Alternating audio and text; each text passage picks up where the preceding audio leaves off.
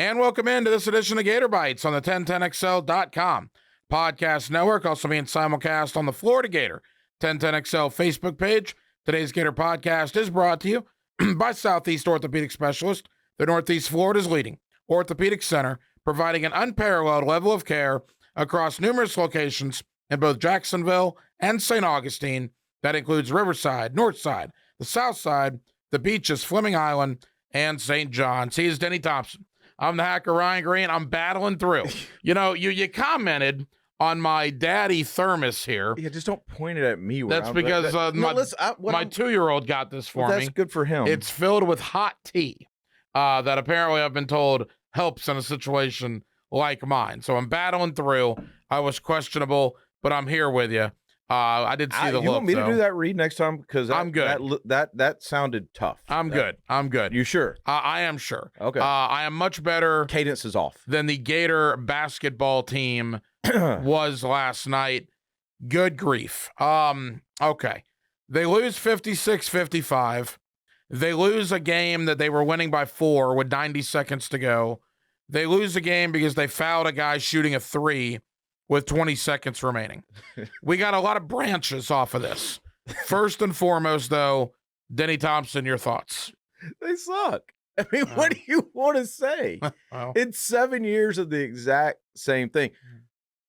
I am not asking, and I'm saying this loud enough in case the person is listening, or they just came in here still out there. I'm not asking for a Final Four. right. I'm asking for a game that I can watch without losing my religion because they're so bad.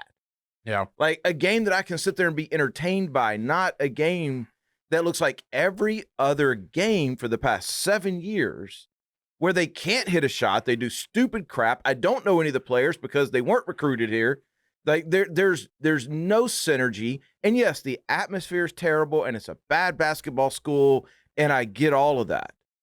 But I just feel like anybody could do this. I had an epiphany last night / this morning as I was talking to people on Twitter. All right, so you know, in football, I always tell you, in my opinion, there's an age gap between who the big rival is. People our age, 30s, 40s, probably say it's Florida State.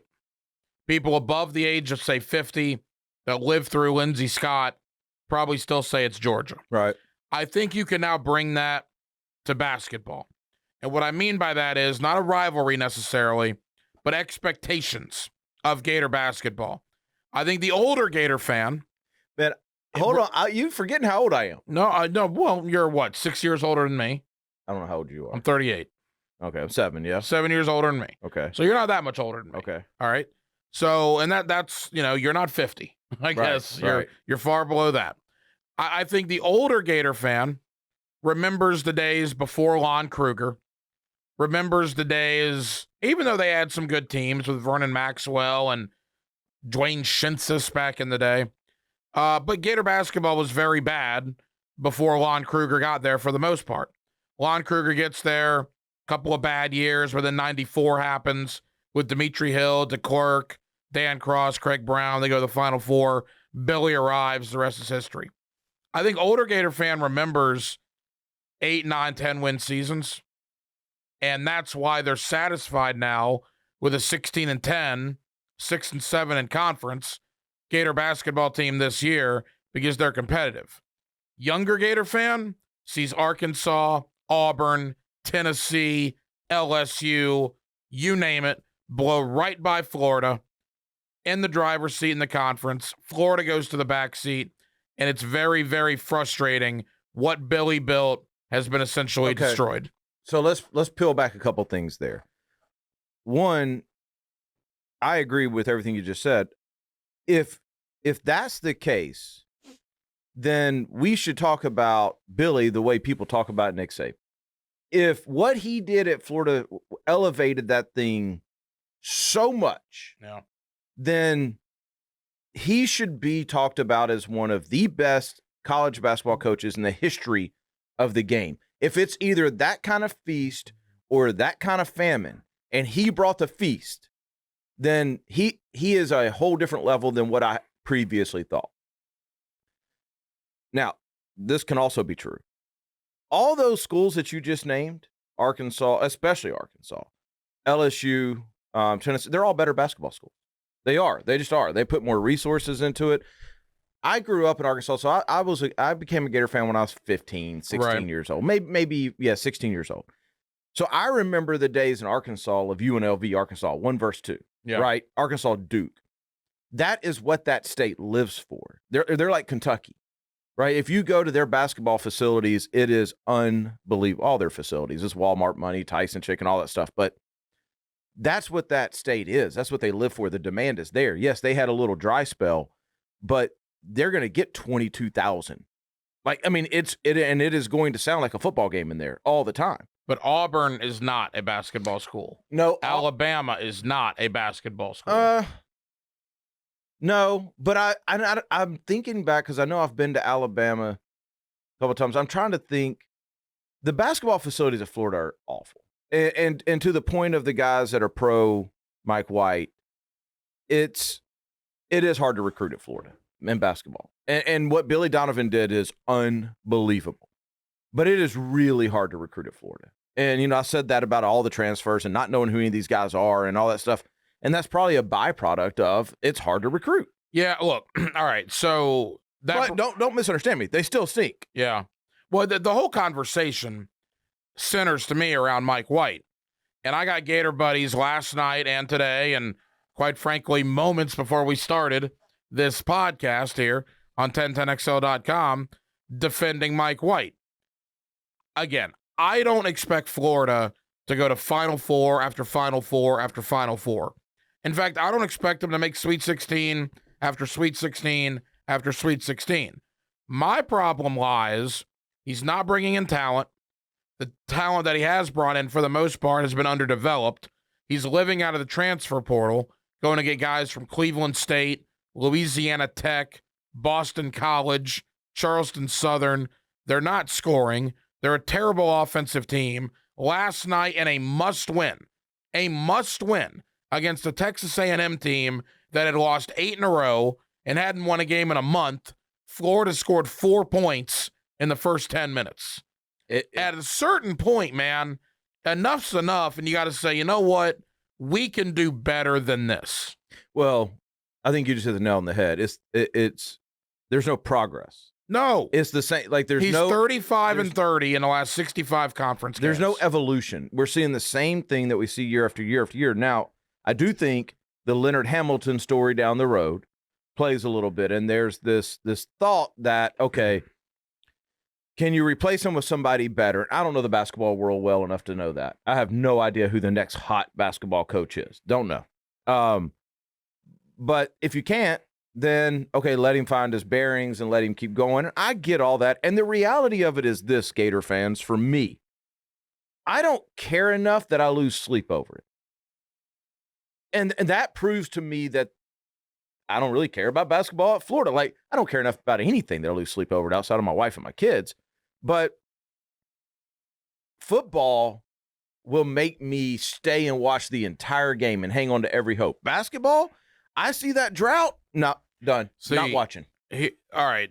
Here's the thing, though, and I don't disagree with you. I mean, I'm not going to lose sleep over Gator basketball. What ruffles my feathers, though, is it's the same old. Good old feather people ruffle. That defend Mike White. Well, he's not Billy Donovan. He doesn't need to be Billy Donovan. But you know what he needs to be? He needs to be not a bottom-tier SEC coach. You look at the SEC coaches, whether it's Musselman at Arkansas, certainly Calipari at Kentucky, Barnes at Tennessee.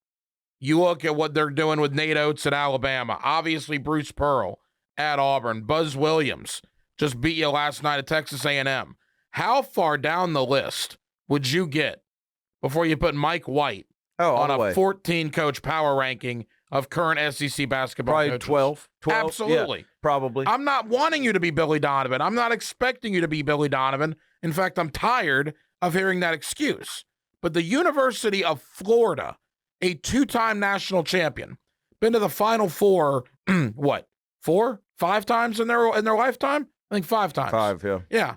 You don't need to have a coach that's in the bottom half of the conference of where he's coaching in. No, that's true. And I mean, I'm talking about Arkansas and the way they came up. The fact of the matter is Florida has twice as many natties as Arkansas does in basketball. Right. That's a fact. You brought up those coaches, and I think it's interesting when you start going through the list of coaches in the SEC, though. Arkansas has hired, 5 or 6 guys in the last 10 years. Rick Barnes is established. Rick Barnes is a good coach. Bruce Pearl is always going to have an asterisk. Like, there's always going to be, what's Bruce Pearl up to? Like, how's he really doing this? But he's winning, and that's probably not fair. He may not be doing anything wrong. I don't know. And then Alabama's the same way. Alabama, I think, has had 3 or 4 coaches in the last 8 years, if I remember right. So I think Florida's theory or Florida's game plan is we don't want to do what we did in football and basketball. There's 2 different stories at Florida. Let's try to get some consistency in our basketball program and see if we can build something. I don't agree with it. I agree with you, Hack. I'm kind of playing the other side for the sake of content. I agree with you. I don't understand how anybody looks at this and says that Mike White should keep a job. I don't understand it. I can't fathom that. Other than Calipari at Kentucky, Frank Martin at South Carolina, and believe it or not, Bruce Pearl has been there one more year, started in 2014. Really? Yeah, I was shocked by that. Mike White is the longest tenured coach. He's been there longer than 10 current SEC coaches. And that's another thing I hear. What are you going to do? Fire everybody every 2 or 3 years? No. He's been there 7 years. Stop telling me about the Elite Eight with Chris Chiozza. You know why? That was his second year at the helm. What about the last 5 years? Oh, he's won a tournament game every year. Great. He hasn't made it out of the opening weekend in the last 5 years. Every pro you can give me, I can give you a con right back to. Wait. Did you say he's won an NCAA tournament game every year? I believe every year that he's been. Oh, that's not fair. Every year that he's been to the tournament, yeah. That's not fair. No. I mean, if he's gone every year, okay. Well, I mean, he's missed what? Well, COVID happened, so they didn't have the COVID year. I think he missed the tournament his first year. Didn't he miss it? He might have missed it another year. I think other than his first year, he's made it every year they've missed been. Another one. I mean, I just know that every year that he's been, he's won a tournament game. Oh, well, then, you know what? I mean, if that's the case, if the man's first year and the COVID year, the only years he didn't win a tournament Keep in mind, game, one of them went over Nevada. I understand. I'm just, I mean, he's 35-30 in his last 65 conference games. This is a That's tough one. Average as the day is long. He's an average coach. He's not a bad coach. He's an average coach. But that goes back to what I said. What is okay? At the University of Florida, you should be better than average. Okay. Well, let me ask you that. So when we talk about recruiting in football, we always talk about you got to be top 10, right? Yep. That's the expectation for Florida. There's some Florida fans that their expectation is top 5. There's some that is top 3. What's the expectation in basketball? As far as the conference? Nope. Nationally. Be ranked top 25. Okay. So you think that's a reasonable expectation for Florida basketball? Reasonable, absolutely. Okay. So I don't disagree with that. I think that's the thing that maybe when you're talking about the age gaps, you're talking about all that, I think what you're really talking about is expectations, right? Is what are the expectations for UF basketball program? And maybe guys our age or a little bit younger would say top 25. And maybe if you went Graham's age, he may even say top 15 because of his age and what he experienced recently. And I didn't know. Am I right on that? I mean, but I feel like it's 2 different things. Like I grew up with pretty much like when I was old enough to start paying attention to sports, Florida was winning natties. Yeah. But I also understand that's not realistic to be all the time. Okay, so what, top 25, top 15, top 40, top 50? What's your expectation of Florida? Top 25. Okay. Yeah, and I didn't would realize. expect them to be pretty much always ranked. I didn't realize that because Billy Donovan has his name on the court and went to 3 Final Fours and won 2 championships and 4 consecutive Elite Eights, that apparently that means Florida can never have a good coach again. Apparently they never can have a good coach again because no one's ever going to be Billy Donovan. So that's going to give every coach that ever comes into basketball a crutch that they're not Billy Donovan, but they're good enough to go 17-12, be an 11 seed, knock off a 6 seed in the first round, get obliterated in the round of 32, and yet that's okay by some people's standards. That's funny. That's funny. I like that. I like it just fires me up, man. Analogy. And Billy left. It's not like, it's not like he stayed there his whole career. He left. But again, it's 7 years of this, man. 7. And I heard a very popular morning show here in Jacksonville. We have friends that are on that morning show. I heard. Came in yelling at us. Potentially, a guy named Jeff and maybe a guy named Dan talking this morning about, well, you can't fire people every 2 or 3 years. No. 7 years he's been there. And it's the same thing every year. I would have kudos for him sat this thing out and let Dan sit here. Well, I would have loved to have heard this. I don't think that would have been good for the FCC, based on our conversation earlier. FCC? This isn't live? Well, it is on Facebook. Yeah. FCC what? FCC who? Well, that's social media, bro. Social media, bro. We don't Y'all need can go FCC. at it. We can have a Royal maybe Rumble we in should. here. Maybe we should. Let's put a little octagon in here. And at the end, we leave the Facebook Live roll and we give them boxing gloves and they just get after it. It's just for people that think Mike White is doing a good job, for people that think Mike White has done a borderline terrific job in the 7 years he's been there, we just live in different worlds. Am I saying he's bad? No, I'm not. But he is average as the day is long. You absolutely are saying he's bad. No, he's average. No, because you said you expect a top 25 out of this guy, and then you keep bringing up 35 and 30. So what you're saying is he's at a top 25 program, and he's bringing it down to a 35 30. He so has not met my expectations. Well, but they're not going 4-13 every year in the conference. I mean, they'll win 7, 8, 9 conference games. Where are they in the conference right now? They're 6-7. Going into last, what does that put them? Going into last night, they were 7th. 7th? So now they're probably 8th or 9th out of 14. It's pretty bad. It's bad. And it's one bad year. Okay, great. One bad year. And I always love hearing about this great recruiting class coming in. I don't know basketball recruiting near as much as I know football recruiting, but 247sports.com has them as the 21st best recruiting class. Top 25. There you go. Yeah. Let's go. I guess. Here's the problem with Mike White's recruiting since he's been there is every quote unquote big recruit he brings in grossly underperforms. Yeah. Scotty Lewis was supposed to be unbelievable. His recruits all look the same though.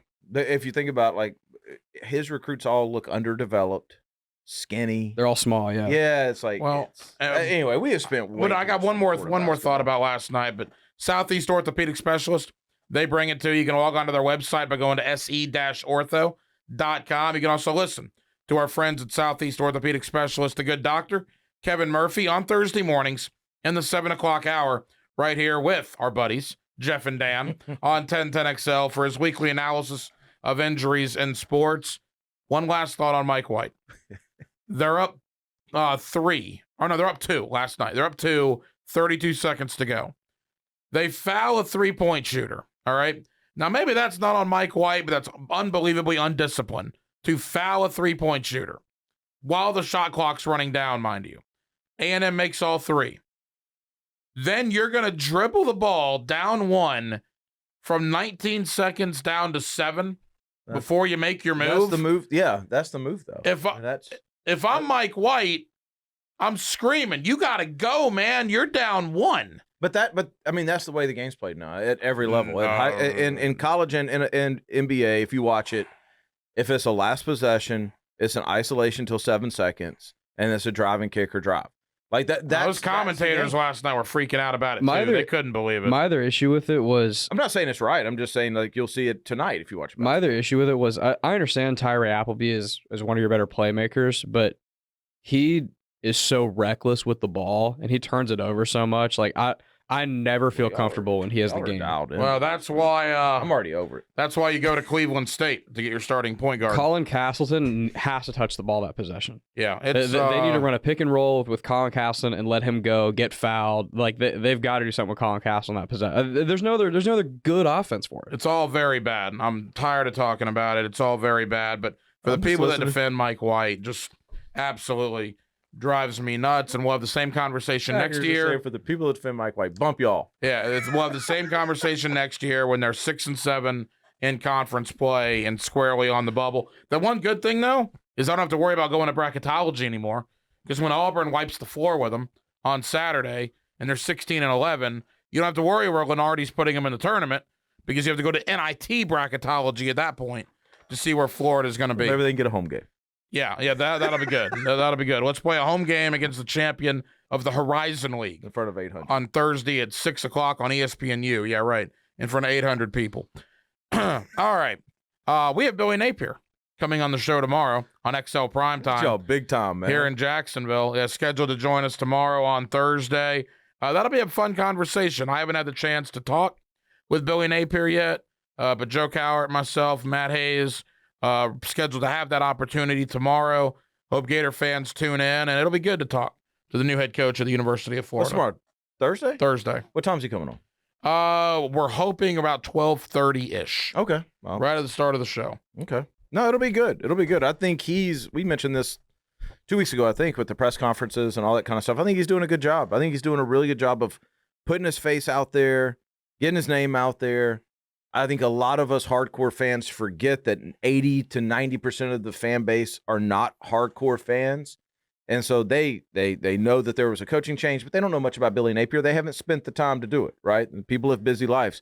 So if you're driving around Jacksonville and you don't know much about him and all of a sudden you can catch him, that's fantastic, right? Or if you're, still reading the paper or whatever it is and you see a press conference and you just learn more about it.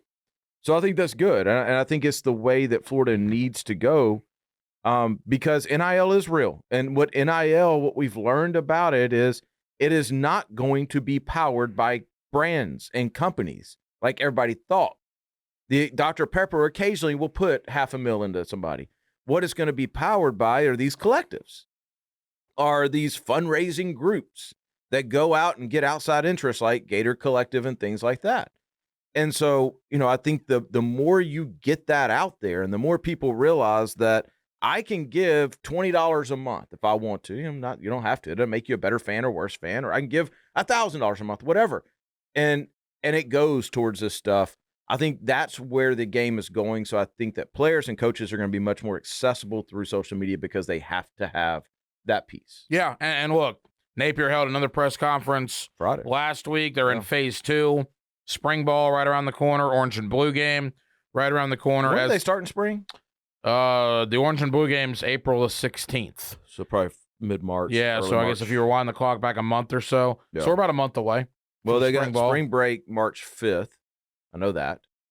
So I would assume right when they come back from that. Have you talked to Anthony Richardson? Yeah, we talk weekly. Did I talk? Yeah. We've been actually talking quite a bit. He's about ready to go. Things going well? Yeah. In fact, I need to get down there. We've just been too busy, but I need to get down there.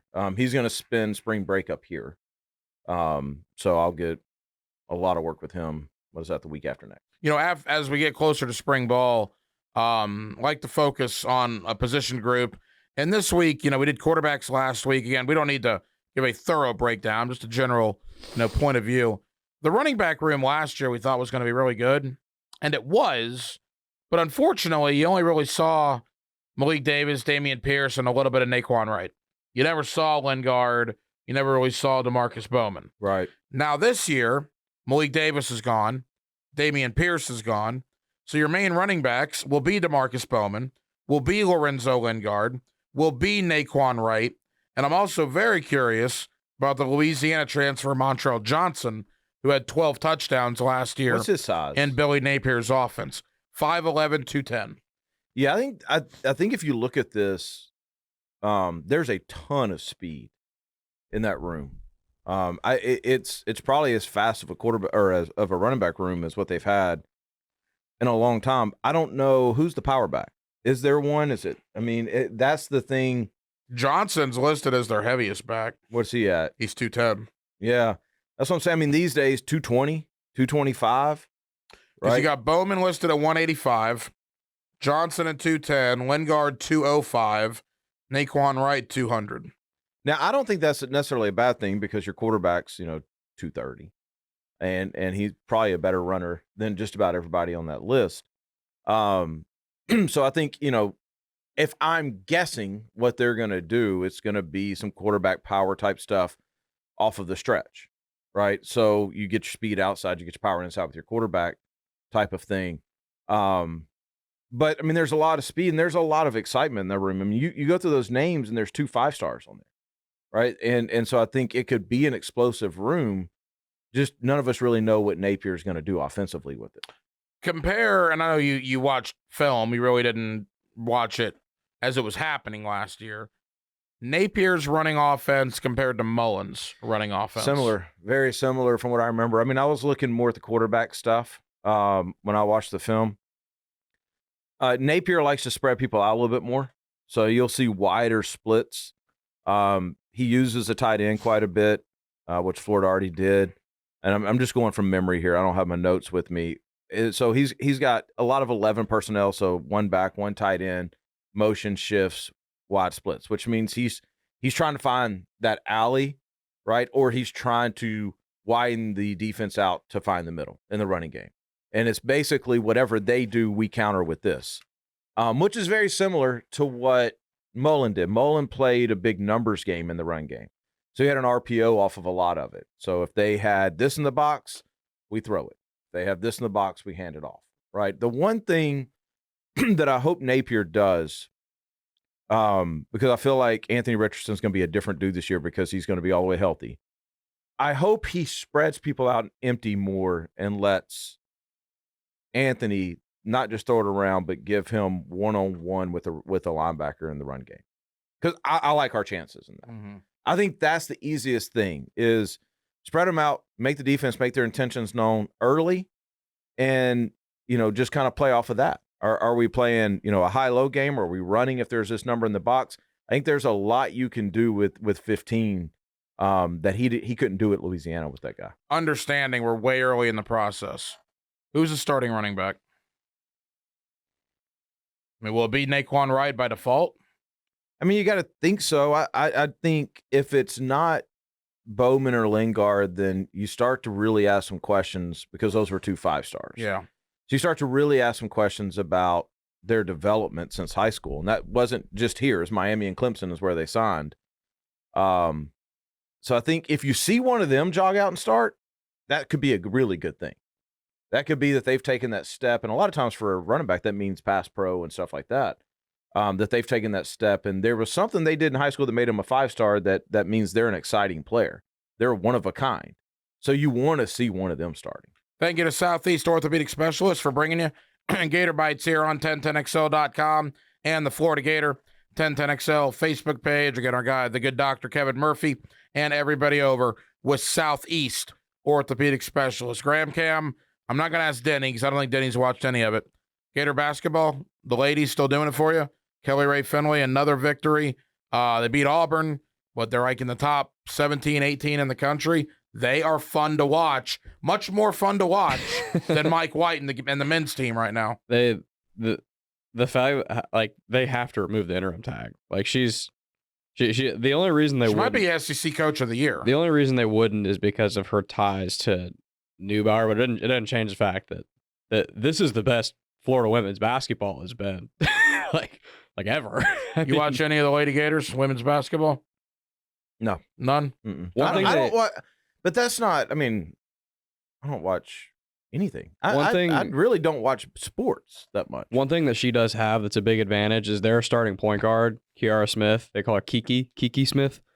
She's been there.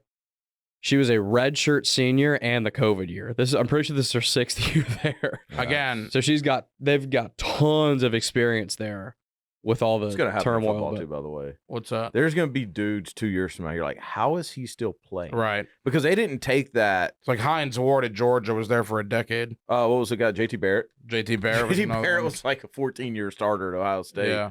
People probably felt that way about Tebow at Florida. Back to the women's basketball team for a moment. They are fun to watch. If you haven't watched them yet, I would thoroughly recommend it. They will be in the tournament, and they could potentially make some noise in the NCAA tournament. Next week, who knows where Gator basketball will be. The Auburn game should not be very much fun. We'll see what Mike White can do, more football, and we'll recap Billy Napier. Again, Billy Napier scheduled to join us tomorrow on Thursday on XL Primetime here on 1010XL in Jacksonville. He is Denny Thompson. That is Graham Cam. I'm the hacker, Ryan Green. Thank you for watching and listening to Gator Bytes on 1010XL.com.